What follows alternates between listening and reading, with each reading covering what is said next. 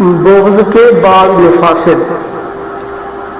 امام غزالی نے لکھا ہے کہ بغض اور عداوت کی وجہ سے 8 خرابیاں اکثر سامنے آتی ہیں۔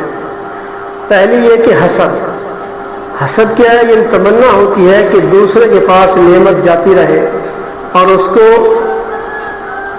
نعمت ملنے پر دل میں اٹھتا ہے اور اس کی مصیبت پر خوش ہوتا ہے، تو یہ منافقین کی خصلت ہے اور دین کا ستیہ ناش کرنے والی صفت ہے، لہذا اس سے بچیں۔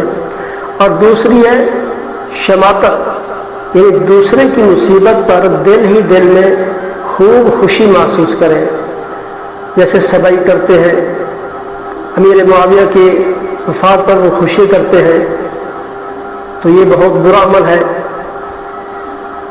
اور تیسرا فرمایا گیا ترک تعلقات، کہ دلی کینے کی وجہ سے بول چال آنا جانا سب بند کر دیتے ہیں۔ اور فرمایا کہ چوتھے نمبر پر دوسرے کو حقیر سمجھنا، عموماً کینے کی وجہ سے دوسرے کو ذلیل و حقیر سمجھتا ہے۔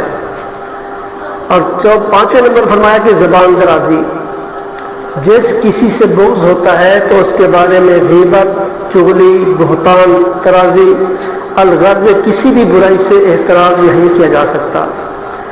اور چھٹا جو ہے مذاق اڑانا، یعنی کینے کی وجہ سے دوسرے کا مذاق اڑاتا ہے اور بے عزتی کرتا ہے۔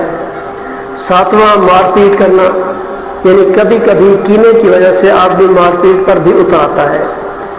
اور آٹھواں فرمایا کہ سابقہ تعلقات میں کمی، یعنی اگر کچھ اور نہ بھی ہو سکے تو بغض کا ایک ادنا اثر یہ تو ہوتا ہی ہے کہ اس شخص سے پہلے جو تعلقات اور بشاشت رہی ہوتی ہے وہ ختم ہو جاتی ہے۔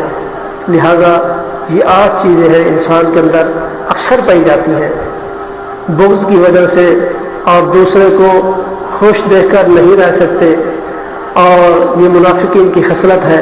لہذا ان سب چیزوں سے بچیں اور اللہ اور اس کے پیارے محبوب علیہ السلام کے فرمان کے مطابق زندگی گزاریں۔ تو یہ جو ہے بہت ہی حرام کردہ چیزیں ہیں، لہذا ان سے بچنا چاہیے۔ یہ اعمال کو جو ہے ختم کرنے والی چیزیں ہیں۔ اگر کوئی اعمال انسان کرتا بھی ہے تو ان 8 چیزوں میں سے اگر کوئی بھی اس کے دل کے اندر ہے تو اس کے اعمال کو وہ برباد کر دیتا ہے۔ لہذا ان سے بچنا چاہیے۔ دعا ہے اللہ تعالیٰ کی عمل کی توفیق عطا فرمائے۔